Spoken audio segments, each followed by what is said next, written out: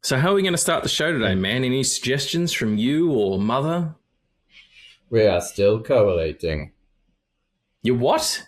You're still collating? I find that hard to believe.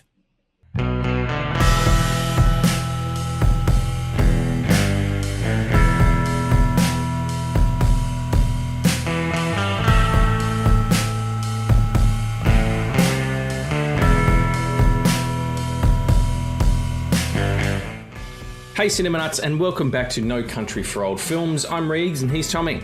Hello, hello. And we are just two long-haul space truckers who touched a fucking space egg and found out. Name of your sex tape. Name of my sex tape. We're also getting together to chat about the films that we've watched over and over and over again. And in an age where your favourite sci-fi movie has been reused, rebooted, bastardized, parodied, and forced to fight in a versus against your other favourite sci-fi movie. Or its true enemy, capitalism. And also where nostalgia is king, we're looking at the movies that shaped us along with cinema. Regan, how are you, mate? Are you excited to talk about today's main topic? I love me some aliens. I fucking love aliens. Some alien. Just the Not best. aliens, Come on. that's the next one. That's where you put a big dollar sign at the end of it. This one is just right. singular alien. A singular alien is all we need, yeah. Name of your sex tape. Another name of my sex tape. On with the show. On with the motherfucker. We have to stick together. You're open that hatch right now, do you hear me? There's gotta be a way of killing it. How do we do it? Move! Get out of there! Picture this, beautiful people. Picture it in your mind brain, if you will. The year is 1979. Kramer versus Kramer wins Best Picture. Divorce has never been so Oscar-worthy. Apocalypse Now drops, proving war films can also be psychological breakdowns. Sony releases The Walkman, and suddenly everybody is the main character in their own movie. Life of Brian lands and immediately gets banned. The first McDonald's Happy Meal arrives. Fast food fully embraces the spending power of families with children. And Ridley Scott quietly redefines the sci-fi genre with The Haunted House in Space, bringing us Alien. Haunted House in Space. You just said it like that, and now I'm like, fuck, that's exactly what it is. It opens. Is it not?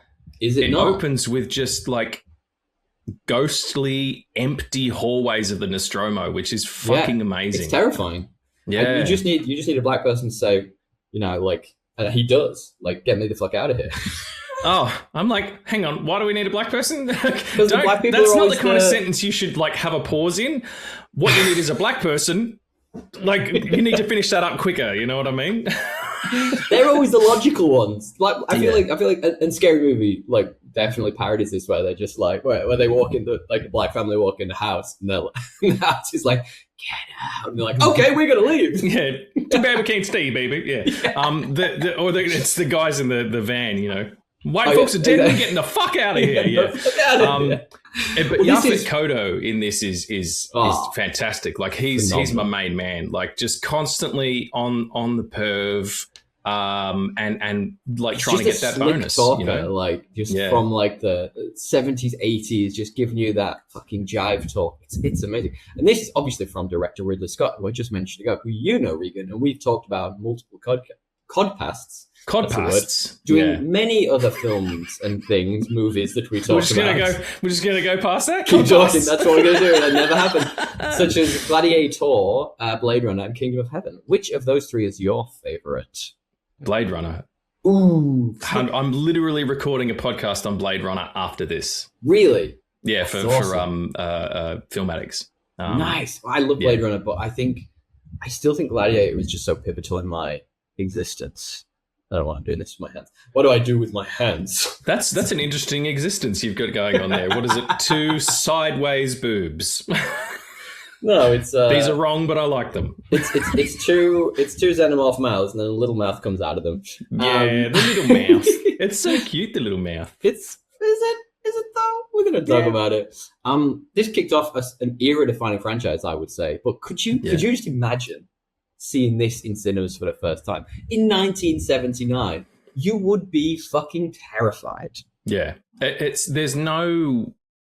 is nothing about it. unless I guess you saw the trailer, and I only remember seeing the trailer for the second one for whatever reason, but I don't think I ever saw the trailer for the first one. But there's nothing that can tell you that it would be what it is. Like, yes, it's a science fiction picture, but have a think about previous to that. How many horror science fiction movies were there? Like, even something like the film that The Thing was based on, like The Thing from Another World or what it was called. Like, even that's still super sci-fi despite having a pretty strong horror premise. Like, it feels like almost the beginning of that. What would you call 2001: A Space Odyssey? Existential science fiction. Fuck, I love that movie. Now you made me want to watch that movie. I'm going to have to watch that movie now. There's a lot of, I'm not going as far as horror, there's a lot of thriller elements to that, with like a terrifying AI that's just a red dot that's, like...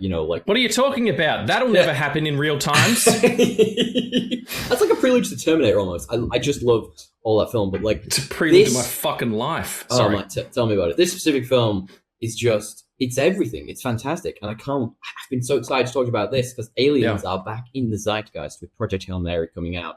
And there being other alien movies coming out this year. For example, the new Steven Spielberg one, which the name is gone from my brain, but... Disclosure Day. Yeah.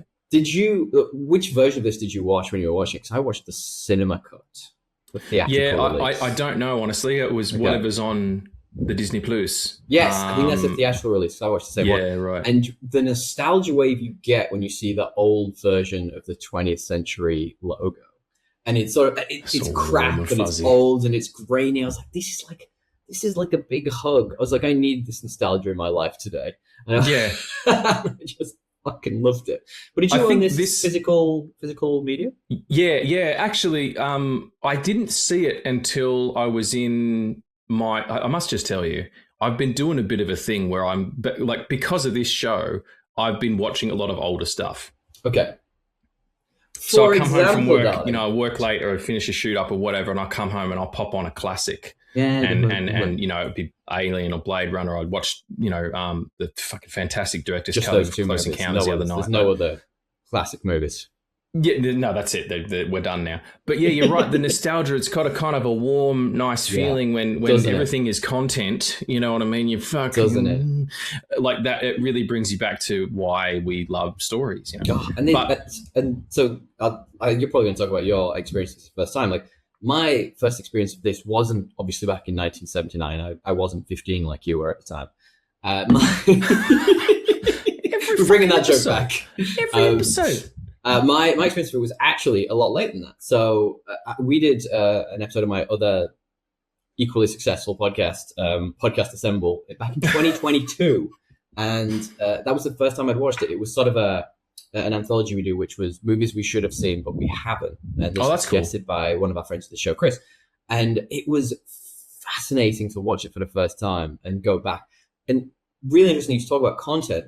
I had to watch this rewatching of it in over a couple of sittings because the life got in the way. But I didn't pick my phone up once while I was watching this. There wasn't a single moment where I was like, let's scroll through Reddit or like, let's look and see what the trivia is. I was just like hooked. I was in. And I think since watching 2022, I've seen it maybe 4 times. Yeah, right. It's it's a regular kind of thing. I mean, If someone said, "Here's Alien, here's Aliens," watch one. Are you always going for Alien? This is a question I was going for you later on with. It's always Alien. It's always Alien. We did a bit of. We've done a few of these for carrying on the anthology on Podcast Symbol. We did Alien 2. I think we did Alien 3 as well, funnily enough. But obviously we've done the more recent Alien films as well, Romulus, etc. Well, I was on that motherfucker. I think you were on that episode as well. Absolutely was. Isn't that some cross synergy? We've done a few of them, and I think this one's my favorite. I like the James Cameron version of this universe. I think it keeps a lot of the soul of it, but the creeping. It's Jawsian. We're making this into a thing now. It's Jawsian in the fact that I think the alien, as in like the xenomorph, whichever version of it is we get in this, you probably only see it on screen maybe 5 minutes, 15 minutes, 10 minutes, absolutely less, top. Yeah. And it's the score, it's the atmosphere. And we're going to talk about all these things and the cast.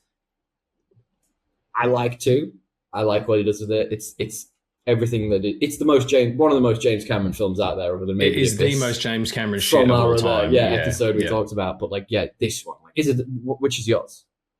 It's this one. I do have a soft spot for Aliens because particularly the director's cut, like it's fucking 150 minutes or some shits. It's like just so dense and it's so sweaty and kind of like the minutiae of it is really complex. Like there's all these different factions and like you've got Paul Reiser and he's wanting to impregnate motherfuckers and Newt's there and all this kind of shit.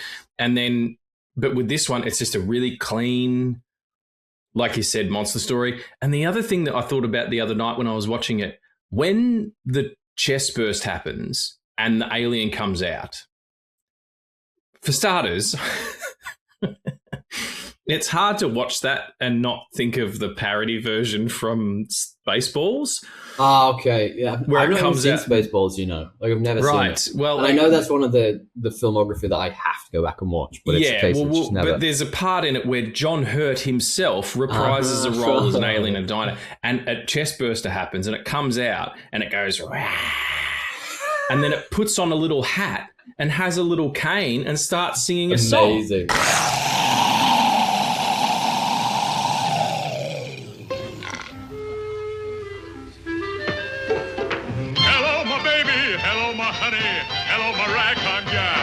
Amazing. Right? That's very similar to like all the Family Guy versions of this. I feel like the Family Guy versions, they like really camp it up and it's just brilliant. Like it's 100%.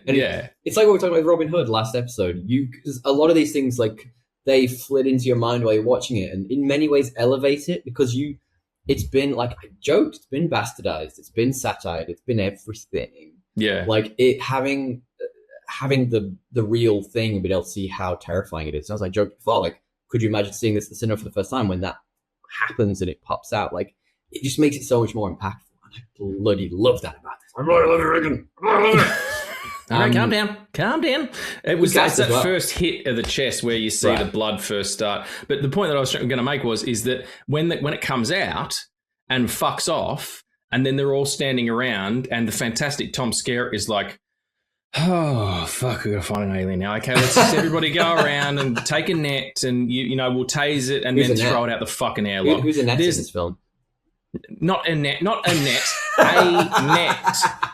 Jesus, some podcasters, I tell you. Here for dad humor, my friend. That's what we're here for. It's nostalgia bait. Dad something. But there's nothing to tell you that when you will see that creature again, it will be a fully grown, like you see the skin that Harry Dean Stanton finds. It peels, and you're like, oh, I wonder what that is. It's like snakeskin. You're not expecting it to be 7 feet tall. Like, that would have fucking blown people's tits off. I have a note about that in this. I'm like, you just do, like, how could you ever assume that was, like, and the difference between, like, what you see originally, the face hugger, and then what it eventually evolves into, like, the face hugger into the chest burster, into the Xenomorph, like, that doesn't make sense, that timeline. It's like, what's happening in this film? But then I think it's so much more impactful by the performances of everybody in those scenes. And like, like it's this creeping menace that's just, it's that thing that's just always kind of out of sight and just off camera.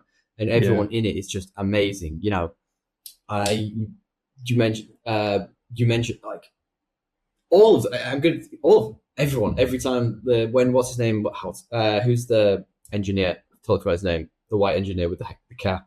Harry Dean Stanton. Harry Dean Stanton. When he goes out to follow the cat, I'm going to talk about that later. When he goes out to find the cat, and I think in the director's cut there is a scene where he pans past a bunch of just chains hanging from like the ceiling, and if you look really closely, the Xenomorph is just in there. Yeah. You don't notice because it's so well done and so well constructed in the light and the dark, and it's phenomenal. But like that performance of like when he sees it and it's like, I don't know, but it's also like, sounds like it's a scary movie.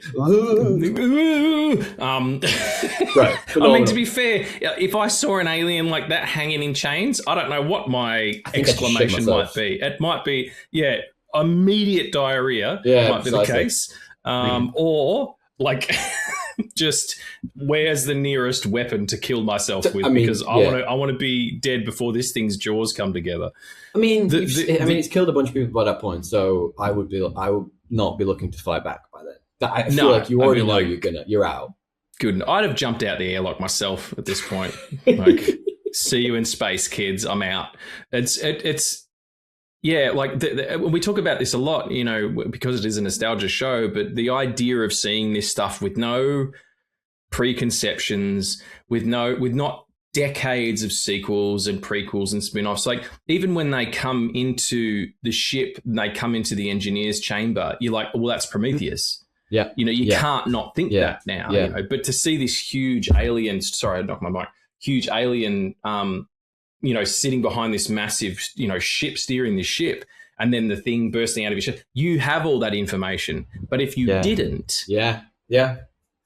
It will be, and we're getting way ahead of ourselves. I would love to talk to you more about this, but I do think the best thing about this specific version of it, and this applied when we talked about The Predator a couple of weeks ago, and a bunch of these early sci-fi movies, is the ambiguity is just so refreshing.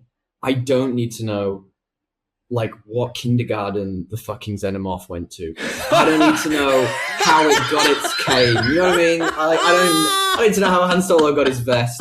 I just want to see Space Kindergarten. Yeah. Hang on, wait. You have to stop. Okay, I'm thinking about Space Kindergarten, where there's like a xenomorph and an ET and a fucking predator. Like they're called Yautja. Did you know that? Yeah, they are. Yeah, and I misheard it the first. Fuck cares about that? when I watched the most recent, and this is on, go check out Podcast Assemble episode on this. When I watched that film, I misheard it, and I thought you said Yumcha. So all I could think about was a delicious Chinese meal the whole film. I was sitting there going, I'm Predators, so hungry. They do turn up daily. So Exactly. Right. And I think there's, in fact, if you think that's funny, that joke about a kindergarten, go and watch Project Hail Mary. You will understand in the last 30 seconds of the film why I told you to go and do that. Okay. Quick question for you. We're talking about the cast and everyone in this, but just taking a quick sidebar. What's your earliest memory of this film? Watching it for university, actually. Okay. We did a cinematography unit as part of the sort of the foundational film course that I did in like 2001. Yeah, right. And not the film, the year. Yeah. And we watched it, and I had seen Aliens. Yeah. I don't know why I hadn't seen Alien. But that's a common thing. I think a lot of people, people our generation, I think a lot of people saw that first. And I wouldn't be surprised if that's because it maybe was on TV more because it's bigger and actiony, potentially. That's exactly the point I was going to make. I think it sort of permeates in your head more because of its largeness, whereas this is quite small and intimate. And also, you have to remember, Tommy, back in the day, people actually gave a shit about genre. It wasn't as bastardized and used for gains and world building. It's just massive cinema gains. Big weighty protein. It's Disney going, fucking check out this fucking Alien show we've got, you stupid Look at the muscles. Yeah, no, but it was so Sigourney Weaver and Tom Skerritt and Yaphet Kotto and all the other motherfuckers in the film. And Ridley Scott as well read the script and went, wow, this is a really interesting, thesis on, love and sex and death and life and, femininity, but it's also about like the working class. The spaceship. But it's on a spaceship, and they get attacked by this organism and all this kind of stuff like that. This is a prestige picture. If you were to make that film now, irrespective of the Alien franchise, it would be on the fucking Sci-Fi Channel and it'd be made for about 50p. Like, it's just, So British sounding of you. You're absolutely right. But I do, thank you. I appreciate that. Thank you for bringing my Britishness. I do think, I'm funnily enough British. Let me just follow that thought train as we're talking. My first memory of this, and I have a vague memory of watching this when I was way too young, to the point when I really don't really remember it. Like, I'm pretty sure I remember more so this being on TV and there being this very posh, very nice sounding British BBC presenter being like, no one can hear you scream in space. And I'm like, that just doesn't sound right. Like, introducing our film for the evening. Nobody, it's Alien from Ridley Scott. And I'm literally like, I have this memory of that more than I do the movie, which is wild. Because then obviously, like, I feel like, obviously, like I said, I was probably too young, and my proper first time of it was back a couple of years ago when I watched it for Podcast Assemble, and like having the background in cinema we have now, and talking about these things regularly, it's way easier to appreciate all those things you were just talking about. Prestige cinema, man. Where is it? Where's it been, baby? I don't remember the last time I saw a film that had this amount of ambience in the last 15 years. Easily. Or longevity, yeah. No, and I'm not dissing like current movies. Like there's a lot of really great stuff coming out. Like, yeah, but I mean, there's some legitimately. Last year was an excellent year for movies. Like One Battle After Another, Sinners, fucking Train Dreams, like all these beautiful, beautiful pieces of cinema. But I'm talking about longevity here. Like I'm talking about films that will last as long as Alien has. And back then, they were making them. Every other week they were making a film that lasted for that period. Just in the 70s alone, like think of all the films that have legs. I mean, I mentioned two just a moment ago, like Kramer versus Kramer, Apocalypse Now, The Life of Brian. Like, yeah, these are all films that you can watch over and over again and still get the maximum out of. And really those they're straight narrative, straight dramas. I'm talking like I said, prestige genre work. Jaws, Aliens, Close Encounters, Star fucking Wars, kids. Like there is nothing being done right now that two old motherfuckers in 40 years' time will be talking about, being like, oh, do you remember the nostalgia of fucking the Minecraft movie? Suck my dick off. Well, I think for me, I'm just looking across here because I got a couple of notes. What? Not only were my notes are over here. What am I saying? Hello. It's one of my cats is called The Notes. Hey, The Notes. What's happening? The Notes. Hello, podcast. Hello, Notes. Done that now. Yeah. Come on, podcast. Come on, The Notes. You are one day going to be calling your cat podcast. I promise you right now. There is a character in the latest Ghostbusters, one of the latest Ghostbusters films, called podcast. So it's going to happen. Yeah, and he's like a live-in boy for Dan Aykroyd. It's very fucking strange. Weird. Anyway. So saw this at university, and we used it as a study for the cinematography unit because it really is, such a beautiful example of how to use the absence of light. And I'm not just talking about darkness. I'm talking about black, true black, to, like you said, hide a xenomorph in the rafters, or only show you what you need to see of it.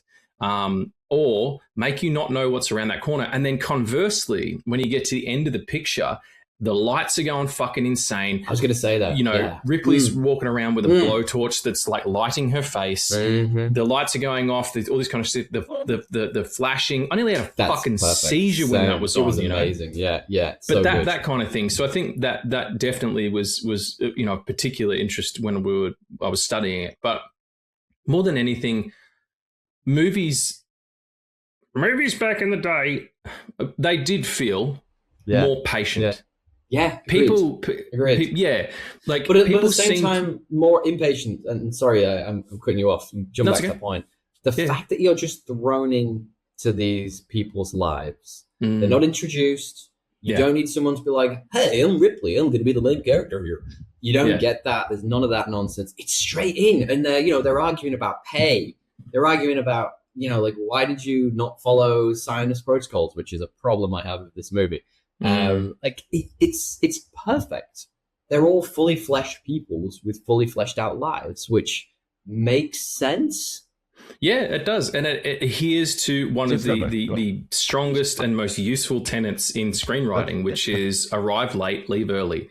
Right. You get dropped into the story, and it's like, okay, we're on a spaceship, and you understand that these people are trades, like long haul truckers and tradespeople.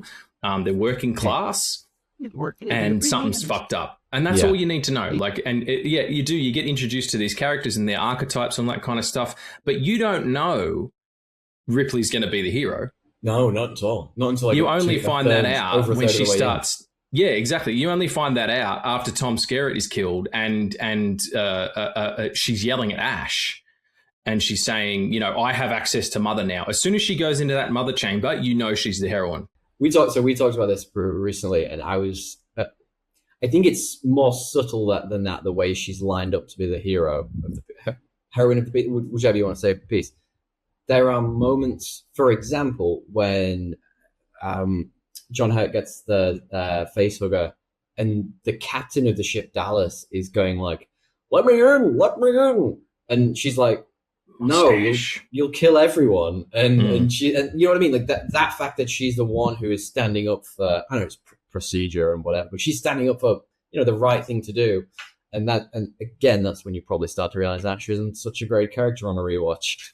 Yeah, that I think it's really subtly foreshadowed, but you're absolutely right. Like, it only really kicks off halfway into the movie when you're like, oh yeah, she's going to be a badass. She's the gangster, yeah. Well, I mean, that is true, but it also could have the converse effect where you look at that and you go, oh, she's a fucking company woman. Oh, the bureaucracy of it all. Yeah, like, stand by the rules. What about your pal? You know, she could be the baddie as well. Yeah, that's good. Yeah. Very, very solid point. I think for me, the thing I loved about this was the thing that got me most was that sort of 80s future aesthetic. I got really nostalgic watching that. You know, like, there is a very clear time period in filmmaking whereby nobody really knew what the future of tech was going to look like. Obviously, you know, like, but it's got this like grimy ones and zeros vibe to it that I absolutely love, and the screens are all very 80s with the green, you know what I mean? Like, it's that it's like Tron. Right. It is that exactly. And I think when you add that and you layer on top the ambience for the first maybe third of the movie is pretty much just people breathing and tech distortion. You know there's something really different about this film the minute you start with it. And I'm just like, nothing screams 80s more than those haircuts. I'm like, you throw those things together and I'm a happy boy. Yeah, I mean, the bouffant on Sigourney is just incredible. So good. When she ties it back at the end of the film and it looks exactly the same, I'm like, what did you tie it back? What did you do that for? Yeah, you still look like something is attacking you. It might be another alien. I don't know. I just going back to the point I was making before about movies being more patient. I think people kind of mistake speed for efficiency. You know, we see our AI joke earlier, you know, but like, or information dumping as plot. Yeah, like, that's not what plot is. Here's these people, you're in it. Just live with them and pay attention to what they're saying. Oh, they got woken up early, or there's a distress beacon, you know, such and such. They don't get paid if they don't go and check this out, you know, like it's protocol, that kind of thing. The practical expository. You're absolutely right. Like, it's not expository naturally. At all. No, like it's just you're in it, and it's a happening. You know, and you're part of the happening. You were talking about the design of it. You know, obviously Geiger did the design of things, and it's very vaginal and very phallic, and there's a lot of sort of greasy. It's what? It's, you hear me about it. It's dicks and fannies, all right, everywhere. Just fucking dicks and fannies. In this film, isn't it? Which I was missing there. I was like, you were. I was like, do you know what you're doing here? Like, I love that. Have you ever fucking done that? Because you're missing the mark by a huge margin. If that's how you do it, I'm not surprised that everyone in your household you're poking her in the thigh. Okay, let's be realistic here. Christ. Okay, hang on.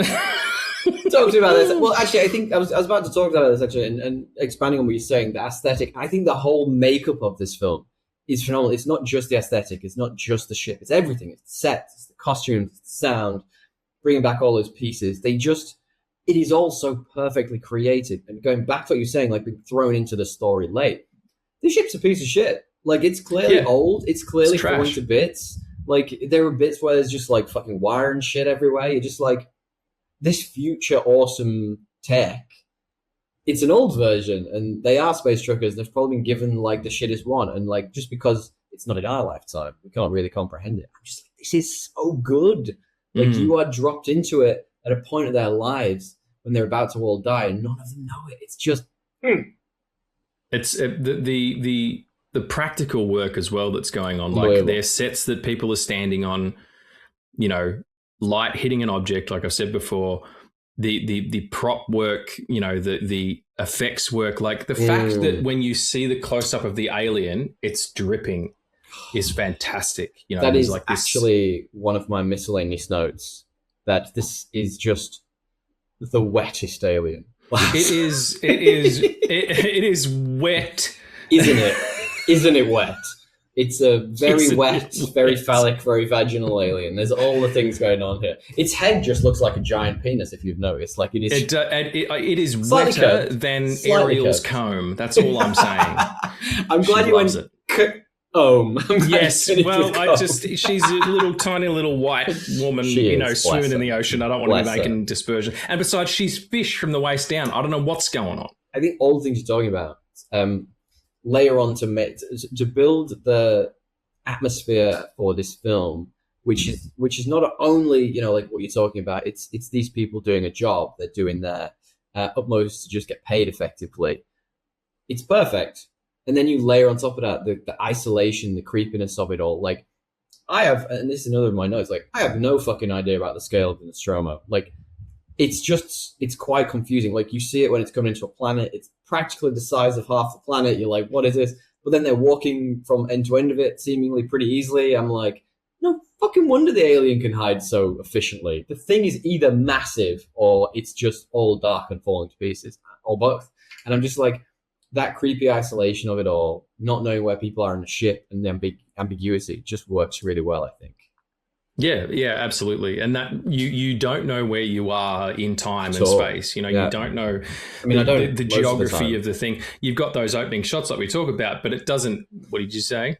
I don't know where I am in space and time most of the time. I'm honest with you. I'm just like, who am I? Why am I here? Hello, podcast notes.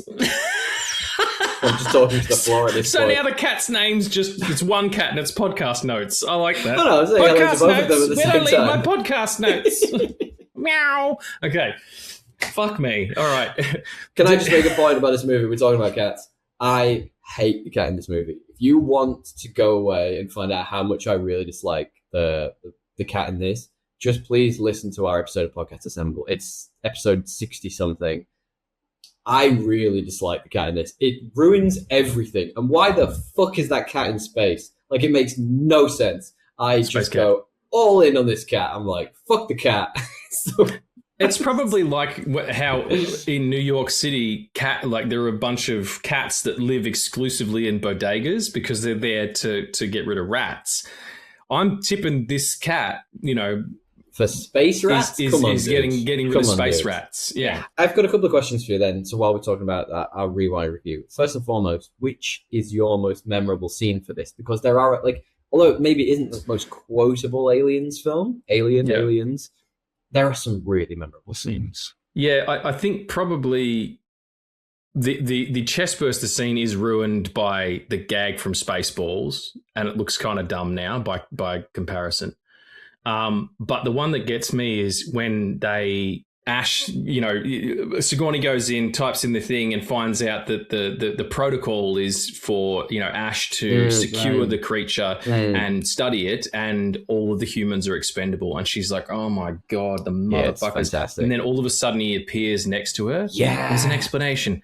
And then they fight, and then he tries to it's so suffocate her with a magazine. The magazine, like what the fuck? And is that then normal in 1979? Is that like a normal thing? I mean, whatever you're into, honestly. But and then Yaphet Kotto beats him to death, and they're like, "Oh shit, he's a robot," and there's all the stuff. And then they plug him back in, and he's filled with anal beads and covered in cum. Like, it's just ridiculous. But it's that scene of him explaining, the thing, and he's just ahead, and I'm like, and you can sort of see them setting it up, and where it goes from the prosthetic to actually him, to Ian Holm as a real thing. But it never left me. I'm like, that looks fucking outstanding, and because I was studying it, I was looking for that stuff. And I think it's my favorite thing about this is, and my favorite thing about 99.999% of directors is they don't do what George Lucas did and go back and tweak things. So, if you watch the Star Wars as the original 3, the 4, 5, and 6, now you can't watch the original theatrical versions, unlike Disney Plus. You have to watch the ones that he's tinkered with and fucked with and changed. If you go back and try to change that now with CGI, that would look garbage. But because it's practical, and they did it in Romulus. Yeah, they fucking shit. Yes, they did. Yeah. I reckon they probably had a cowboy switch in there somewhere, and it's all of a sudden Ian Holm's actual head. Looks phenomenal. And yeah, that Ian Holm in Romulus just looks bad. No, it's just and it's AI nonsense and all that. So they're doing Val Kilmer at the moment. It's like we're fucking CGI. I think I think mine is still probably the chestburster scene. The shock of it all, like and look, I mean, having, like I said, only seen this in 2022 or whatever it was, I knew that was coming. Like, it's not like I was completely blind to the movie Alien. I hadn't been, homeschooled my entire life. I knew what was coming, but it's the reactions of the crew, like the fact that I didn't realize the first time I watched it that you think he's getting better, you think he's survived, and I don't think they lean into that enough in the later versions. That when the facehugger comes off, people. Like he was seeming like he was on his way back. Like he was pretty good. He was, he was gestating until he started to eat, and woke the motherfucker up. But it's not necessarily the chest burster piece that gets me about that scene. It's watching the other characters around him. So, like for example, you're watching Ash in that scene, and this before he's full of cum and anal beads, as you say. He's just analyzing. He's just watching them. He's just like, and he knows before it happens. You can, because he says something like, "This is critical," or he says something like that, and you're just like, "Oh shit, he fucking knows." So like that scene, and the more you watch it, the more you pick up out of it. It's phenomenal. Yeah, and you couldn't be prepared for that if you didn't know what was going to. Like, imagine seeing that for the first time. It would have blown your fucking head off. Fucking terrifying. However, though, I mean, considering the amount of fucking cigarettes that are getting smoked on this spaceship. In fact, the lung cancer, it's actually lung cancer bursting out of his chest. I was going to say, like, how did he not kill the xenomorph inside him through nicotine poisoning? Like, as soon as he gets up, he's having a dart. I'm like, you just nearly had a space hugger on your face, and like now you're having a dart. That's why the xenomorph's black. It's covered in the tar from his lungs. Yeah, exactly. It's supposed to be a nice neon green or a pink, but it's completely black because this guy has all of the lung cancer, most amount. He's like Constantine, Well, my next question to you was going to be like, what's your favorite kill from this movie? But it sounds like your favorite kill is probably just lung cancer. It is. It's the lung cancer they give the face hugger. Yeah. No, I just I really appreciate that Yaphet Kotto's kill. Because it's just he's just trying so hard, and then you just see that close up of the mouth like piercing his skull, and it's just incredible. I think for me it's probably and not dissimilar. I think the Dallas kill. So when he's in the air ducts and for some reason he goes on like this. These people need to watch Scream. They need to listen about what all the horror movie tropes are. They need to go in time. Oh no, they need to go back in time because they're in the future times. So the characters need to watch. So Scream would have been out. Yeah, they would have known. They would know. Actually, one of them has a podcast about nostalgia movies, and they've done Scream. Harry Dean Stanton and Yaphet Kotto have a show. It's called Space Trucker Trailers, and they watch movies, and they've done an episode on Scream. They know, motherfuckers. Look, if they'd have actually paid attention to their own lives, they would have known what was coming. Exactly. But I do think Dallas in the air vents, it's that Jaws thing. He just turns and it's there, and you won't see it for the split. It's like, love that. Did you actually? Speaking of Dallas, did you actually know Harrison Ford turned that role down? Really? Yeah, can you believe that? I think he'd had enough time on a spaceship. He probably was just a bit like, I don't want to be typecast as the sci-fi guy, which, I mean, he is now, many years later. But, I know nothing more about that. I just know that is a piece of trivia for you. So tell me then, which bits of this movie are you fast-forwarding and rewinding when you're watching? Probably fast-forward is any of the face-hugger shit. Because I can't and especially when they try and take it off and it tightens its grip around his throat. And there must be a point in that just for a split second when it feels really good. Okay, all right. You beat me to my own joke, but we are such good podcasting buddies. I'm going to let you get away with it. I can finish your jokes for you. You finish something. Finish him. But it feels like it's it's kind of like, look, I'm going to use the R word. Is it a rape allegory? in many ways? I think it absolutely is. There's, like I said before, I was only half joking. It is very vaginal. It's very, very phallic. If you look at the face hugger on one side, kind of looks like a dick. On the other side, kind of looks like a vagina. Yeah. There's a lot of that stuff in there. So yeah, I say very much it impregnates you. Like it's very much against your own will. So there is a lot of that in there. Yeah, absolutely. I think the scenes I fast forward and maybe more rewind. Sorry, when I'm watching this on a rewatch more than like originally were. The bits I talked about before where the alien could be anywhere. So if there's someone who's walking down a corridor or walking into a room and they're searching, I'm constantly just looking. I'm like, is that the Xenomorph? And like even like the very end of this film, when you get into the cabin with Ripley and you think she's escaping, like I forgot that it was back on that ship for the fourth time I'd watched it because I was overwhelmed. And my beautiful fiance was saying, it's like, is that it? Obviously remembering that it's on there somewhere. And I was like, what do you mean? And she's like, oh, the alien's there somewhere. And I was like, fuck, it is there somewhere. Where is it? So then I was trying to pick out where it is. So there's so many rewatchable moments like that where you can rewind and be like, the director's cut, for example, it's in the chains or whatever. Like, really, really fascinating. And they don't change and on the bigger screens as well. You can sort of in a high def, in a 4K, whatever, you can really pick stuff out. For me, though, the rewind moment is the smallest undies in the world. And that's just on Ian Holm. And that's like, I don't know if you can still legally call them undies. I think it's closer to a G-string. Yeah, probably. Yeah. Well, very low, though, like hipster low. Like they're not exactly like pulled up. And that's not an accident. Yeah. I do think there is a very, what's the word I hear? Very intentional creation of those cryogenic sleep outfits for the cast. You can tell it's a male director, let's say that much. But also, and this isn't, supposed to be grotesque or anything. It's just something that I heard. It might have been in this one or it might have been in the next one.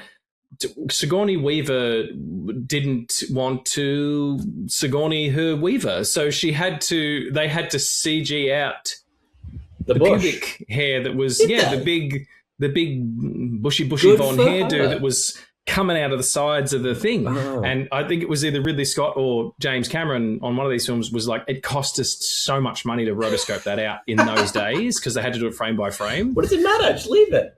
Yeah, I didn't. It's the 80s, everybody. Like we all know what was up. Like we all know what's happening. It wasn't until like 1994 that things started to change for us. Very progressive of that director, though, to realize that those things would get significantly better trimmed in the future. It was coming. This is said in the future, right? Like, I mean, I'm surprised they have any hair on them at all. Ridley was like, yeah, I know. They're just completely bald in like zoot suits, and that's it. Go back to the Naked Gun episode. They're just giant condoms. That's all they are. Exactly. Yeah, I like the idea of Ridley Scott sitting there with a huge cigar, going, "Yeah, at some point, I don't know why he sounds like this." Yeah. He's had too many of those cigars, I think. Yes, at some point, everyone's going to be shaved down there. Men, women, everybody shaved. Get rid of the bush. CG out the muff. CG the muff out. I think for me, watching this back, I get significantly more out of it as a modern rewatch. Like, bringing modern sensibilities to this film. We talked about a couple of films where you're a bit like, I don't know, would that fly today? Like all of this holds up, like end to end. It's a diverse crew.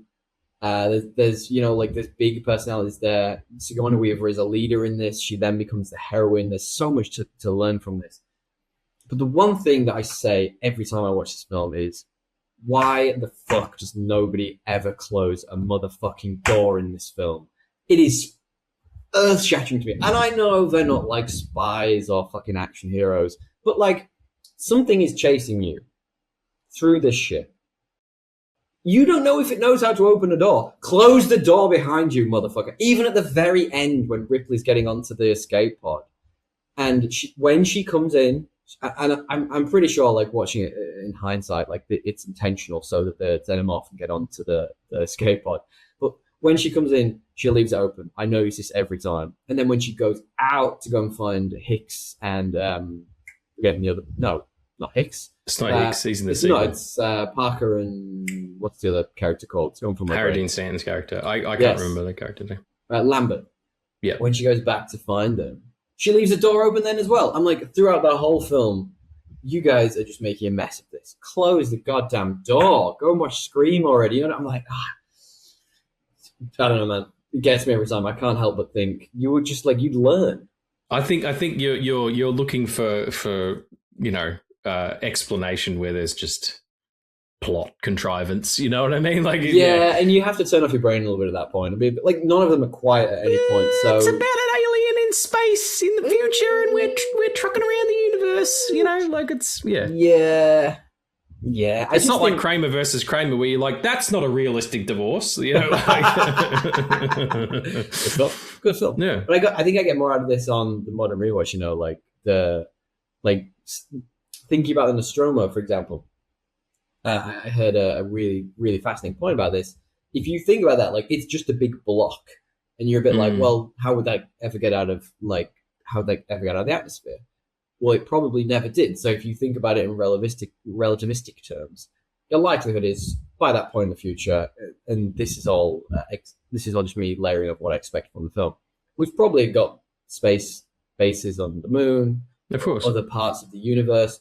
So that wouldn't have been built on our gravity, and it would never have had to get through our atmosphere. So it makes sense that it is huge and it is just a block. Because that block can fly whatever the fuck it wants in space. Ain't no gravity in space, baby. So that makes more sense. And I think watching that back with a modern lens, I'm like, it doesn't have to be some weird sleek ship to fly through the atmospheres of things, you know? Yeah. It doesn't need propulsion. It just needs navigation. Right. Yeah, I totally get that. Absolutely.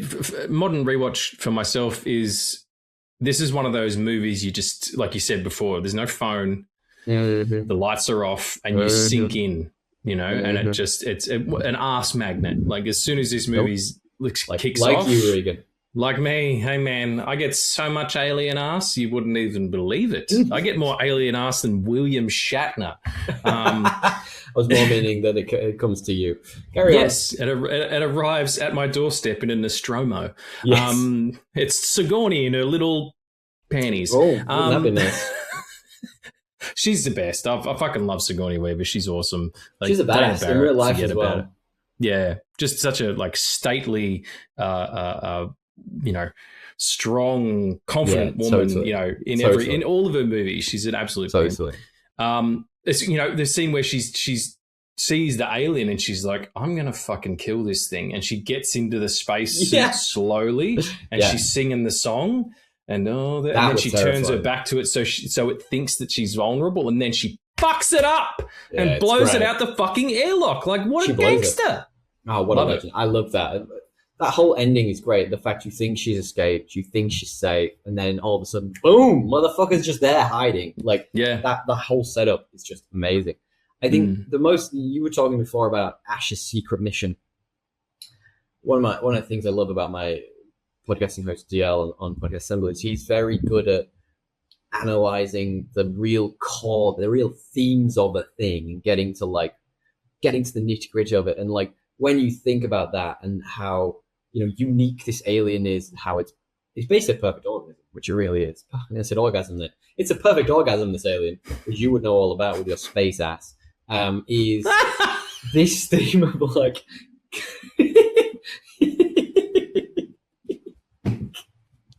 I don't know how I was going with that. I was just riffing words, hoping for the best. At least 2 times an episode, you bring back a joke from earlier, and it fucking kills me. You would know with your space ass. It's just... I would know because of all the space ass I get. Because you get it every day, damn alien organisms. What am I talking about here? Look, I'm going to get to this point whether it kills me or not. Okay. The point of this is the theme being capitalism does not prioritize humanity, and the fact that the company is willing to just let everybody die on this spaceship to get this perfect orgasm home, phenomenal. I just fucking love that. It's just amazing. You did it again. You called it an orgasm again. I did on purpose. Oh, the company's back. Company's Mother, back on Earth. Mother wants the perfect orgasm. Do you She not sure get that joke by does. She sure does. Because since having the kids, no one's been interested. It's an incredibly layered movie. For something There's a lot we just going on. made silliness of. There's a lot happening in this film. The idea that the sort of unseen, like the Yutani, we don't know that yet, but that corporation would want to, would value an alien organism that is, like Ash says, the perfect. Think of how quickly it grows. Like you can make that into an army overnight. Like if you've got bodies to gestate in, you can, and that's what they talk about in the second one. And you just drop them on a planet and fucking clear it out, and then you wipe the planet clean and you start again. Like it's for military application, and that's exactly what would fucking happen. Which among these people do you think you are? I.e., in what order do you think you die in this film? Number one. You are the idiot looking for the cat. You're the one running off to find the cat. To be like... That's exactly it. You're going to die. Podcast notes. Yeah, right. Is here somewhere? That's all it sees. That's what the xenomorph sees, right? So I'm looking for the podcast. It's hiding in a pipe or something. Podcast notes. No, it is and it's hiding right in front of you, and you're just like, where's the cat? Are you in there? I can't see you. And then fucking zoop. That's it. Mouth in a mouth guy. Mouth in a mouth. Forehead, and that's it. I personally, just gonna throw out that, I think I'm among the last few because I'm very good at doing that trope. We black people die, we get the fuck out of here. I'm very good at being like, nope, not me. I'm not going in that room. Either that or you're the British android who's yes, cold-blooded. That motherfucker is just... Yeah, he gets so annoyed. Oh, yeah, it's great. By people. It's so interesting. He's like, what good would that do? By the time they get there, they're already going to know that it's too late. Like, what a calculating way to think, He is... and they talk about that in the Alien Earth show a little bit as well. Like, I recommend giving it a watch because it shows you the difference between, like, the synths and the androids and how they work and how they're different. I'm big on taking a film like this and going too deep into the lore because I think the ambiguity of it makes it significantly better. But the way it builds out certain elements like synths, like the billionaires who run the show, I think works really well. There's just a part of me that doesn't really jive with, and this isn't a slam on anybody, but it doesn't really jive with getting to know these things too well. Like, no, neither. If you look at something like Prey, that was just a predator story told in a different time, and I'm like, 100%. Fuck yeah, I'm down for that, But then when they do the next one, Badlands, and he's fucking talking and stuff, I'm like, it. Awful. Yeah, that was my joke about the kindergarten. That was my joke about that, saying, I don't need to know where the kid grew up. Like, who gives a shit? Like, it's a predator. Let it predate. I don't know. No, let it be predatory, and let an aliens. Exactly. Where do they come from? All you need to know is that they're fucking vicious animals and who only instinct is to kill and dominate. I don't need to know what their planet was called. I don't need to. The only reason we know they're called xenomorphs is because we were told by the people who make the shows, like they're never called that, in the original movies. Mm-hmm. All we need to know is they gestate in human bodies, coming out of an egg, and they become big aliens and they fuck people up. Like, that's great. That's all I need to know. Go away and watch Alien Earth. Let me know what you think. I don't think it's too long. I think it's maybe 8 episodes long. I genuinely really enjoyed it. It doesn't go too deep into the xenomorph stuff. There is one thing about it that I was a bit like, I'm not sure about it. But the rest of it is pretty good. What is it? They make all of the fucking hummus in the world or something? Like, I don't give a shit. How did you guess? they actually they gestate in hummus. Just like... in the eggs, it's actually hummus. That's great. I would fuck with all of the eggs then. I would be fucking with all the eggs. Yeah, that's why it goes over. I found this strange alien egg. Yeah. Can someone bring me some pitta? Like, this is... and some dalmatis. I want to have a fucking little feast here before I get fucked up by this alien eventually. You go into dip a piece of bread and it pops out and gets in. And it pops out. Worth it. If I've got hummus in my mouth when that thing attaches, it's all good in the hood. Amazing. All right, here's my one of my last questions. Is this xenomorph the best looking alien design in movie history? As in all aliens? All movies, all aliens. I love the Predator design. I think the open maw and the sort of, the cosmic warrior kind of thing and the barbarianness of it, that first Predator. The Prey one's really good too. But yeah, in terms of efficiency, like if you're thinking about the design of an alien, that it can hide anywhere, that it is, sort of ambidextrous in a lot of ways and can contort and morph its body. And it's far more like tactical, and can do what it needs to do. So that would be a good argument for that. Yeah, I really like that it's just different. I feel like a lot of the aliens you see and stuff, like they may be different sizes. One may have a big round. They're basically like humanoid, right? Like whereas this is more like an insect in many ways. I find when I look at it, I almost think it should have just a few more arms attached at the front, so it look more like an insect. I love it. I love it. And the fact it's a practical piece, the whole thing, dude all in a suit. It's a dude in a suit. I'm going to mention that in a moment. But my favorite thing about this design is that the original design had like eyes. And I can't get past the fact that whenever I think about this, and I don't know what it is, maybe this is me trying to rationalize something which is terrifying. I just imagine someone had just stuck googly eyes on Sounds like a dolphin. Just like wobbling around.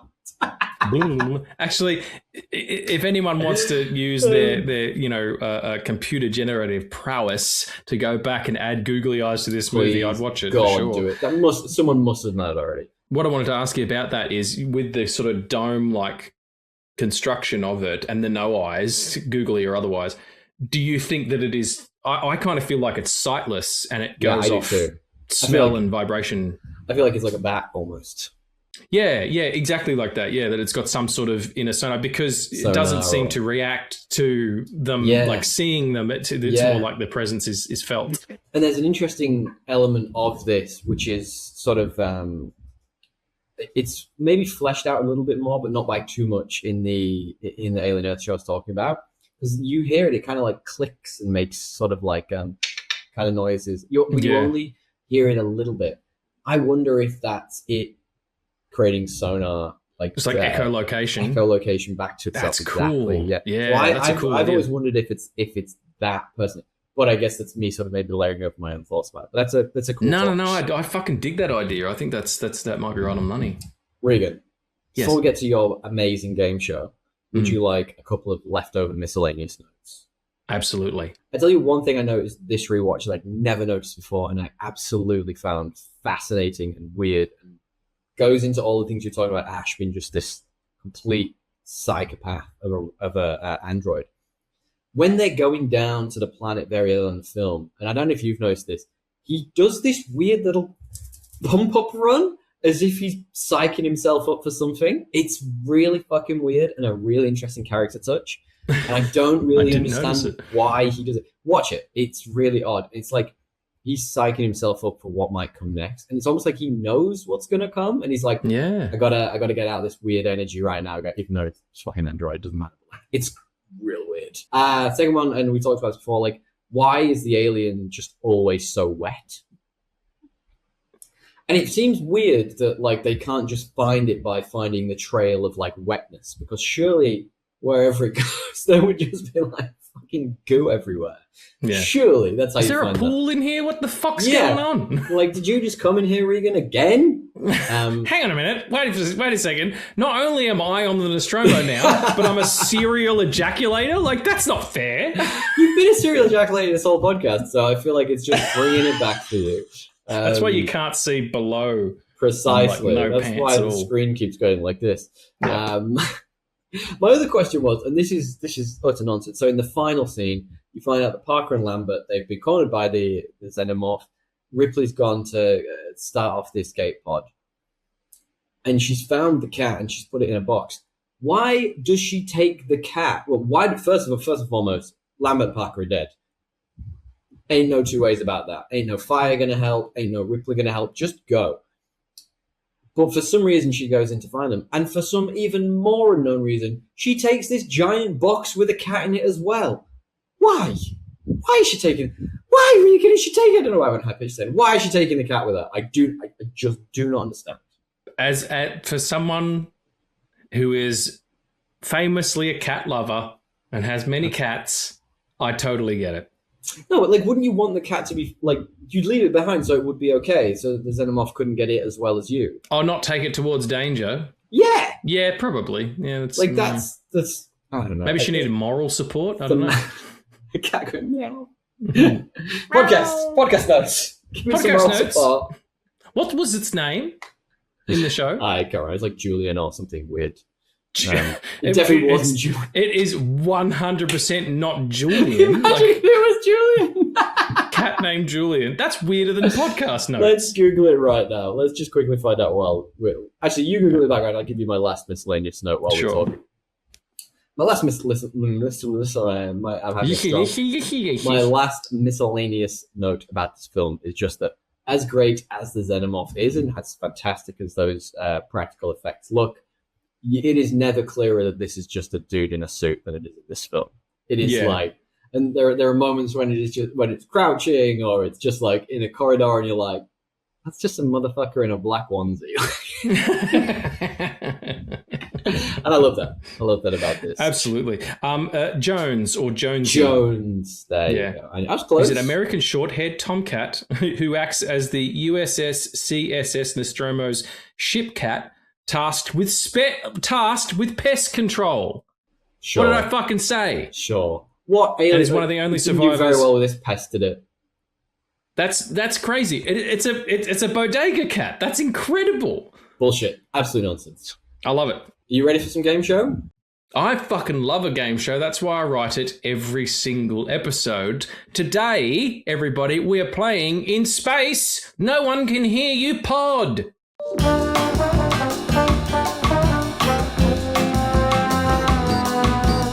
Question number 1.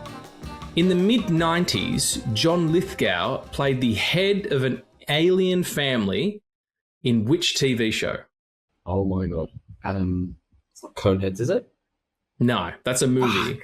It is a movie. I've watched this fucking show. It's a great not show. In my brain right Joseph now. Gordon-Levitt, young Joseph he is, Gordon-Levitt. Isn't it? When he's a little wee tiny boy, and his character is actually like like the military officer, like because they're on this. They've come to Earth to learn about people, and they're all like, there's a captain and there's a first mate and all that stuff, and he's the military guy. So he's a full-grown man inside of a kid's body. Yeah, so good. Tell me, I give up. Third Rock from the Sun. That's it. Fuck. So my brain always says 30 Rock, and then I know it's not that, and I go like, no, I've got this wrong. Different show. Yes. Okay. How many alien films? We did this before, including this one, has Ridley Scott directed? Oh, Ridley Scott directed. Specifically. Ooh. Wait, did this one? You did it. You did. I obviously didn't do 2. Is it just 1? Nope. 2. I'm going 2. 3. Fuck, which of the 2 did you do? Alien, Prometheus, Covenant. Fuck! They're alien adjacent Bourne alien. It was an adjacent Bourne picture, yes. You said specifically alien movies, though. They are more spin-offs, I would say, but I'm fine with that. Hang on a second. Go back. What? I don't trust them as Alien isn't in the title of those films, so I don't trust them as alien films. It's Alien Covenant. Alien : Covenant. You're right. It is, but it's not. Prometheus is the only one it was because they were trying to let people know that it wasn't going to be an alien film, and then the engineers turn up. Yeah. Okay. All right. Fine. Be like that. All right. Bearing that in mind. How many alien films are there, not including AVPs? Oh, not including AVPs. Okay. So I'm talking original to whatever was last released. Aliens, Alien 3, Alien 4. The 2 you just mentioned, Prometheus, Covenant, not including AVP. Alien Romulus. Obviously doesn't include the TV show. This is just movies. Okay. Not including AVPs. Is there any animated ones? I'm not including them. Just Right. theatrically released Alien pictures. Theatrically released. I'm going to say 7. Correct. Yes! I got Go, one. Tommy. Well done. Who would have guessed? You. Fucking idiot. You should say it. Yeah, that. Okay. All right. Sorry. Here we go. I was just giving you that point. All right. Which is the longest of the Alien films? And there's a multiple choice. Aliens, Alien Resurrection, or Prometheus? See, I'm inclined to say Prometheus. Mm. I'm going to go on a Hail Mary and say Aliens. Well done. Absolutely. Yes. It is Aliens. Aliens, the theatrical release was 137 minutes. That's right, the director's cut is like 154 it's or something like that. 1,000 hours long. Yeah, we actually talked about it when we did it on a podcast. So I remember James Cameron really wanted it to be longer and had to cut a bunch out. Yes, and there is some really good stuff in that director's cut. There's a lot more character work, and like you find out that really had a daughter and all this shit. So, okay. And finally, the final question for you. Ready. He's an alien. He's an illegal alien. When he's in New York, what is Sting? An Englishman. Yes. Englishman in New York. In New York. And I totally take advantage of all of my bandmates and steal all the cred. That's it. Well done, Tommy. 2 out of 5 is shit, but I love you. 3 out of 5. What are you talking about? I got 3. Yes, 3 out of 5. My bad. Yes, That's 3 out of 5 is actually really good. I don't know why I got high-pitched again. Final question of the podcast, Regan. If you could Eternal Sunshine of the Spotless Mind, just this movie from your life, remove it from your existence, and rewatch it again for the first time, would you? Have I seen the other ones? I guess you'd have to go to all of them. So then absolutely, yeah. I would love to watch Alien without knowing about aliens, which is this situation I was in when I first watched it, or watch it again the other night without have seen Prometheus. Yeah, or seeing AVP or AVP2 or any of those bad ones. I think I would agree. I mean, we talked about them on Rewatch. It holds up so well. So yeah, absolutely, I would as well. Thank you, Regan, for joining us. And thank you, all of you beautiful folks, if you've got this far. Why are you still here? What are you still doing? Hang on, wait. Go home.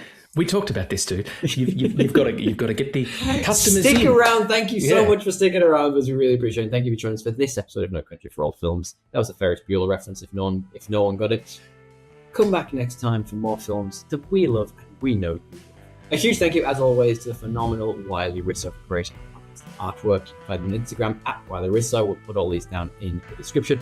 And also, thank you as always to Johnny for our music. We feckin' love our music. John Paul.